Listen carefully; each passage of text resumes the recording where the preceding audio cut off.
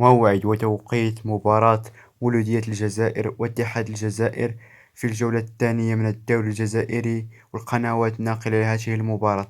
يواجه مولودية الجزائر ضيف اتحاد العاصمة الجزائري في مباراة تقبل القسمة على اثنين اليوم الأحد 31 أغسطس 2025 على الساعة 7 بتوقيت المغرب وبتوقيت الجزائر وبتوقيت تونس، 9 بتوقيت مصر وبتوقيت السعودية وبتوقيت العراق.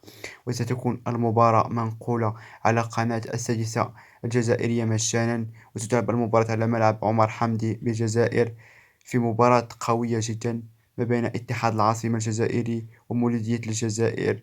مباراة قوية بصراحة. لا تنسونا من اللايك والاشتراك في القناة فضلا وليس أمرا، علشان نستمر في نشر المزيد. وتوقعاتكم من سينتصر في هذه المباراة القوية؟ هل مولودية الجزائر أم اتحاد الجزائر؟ ومشاركة الفيديو فضلا وليس أمرا. والسلام عليكم ورحمة الله وبركاته.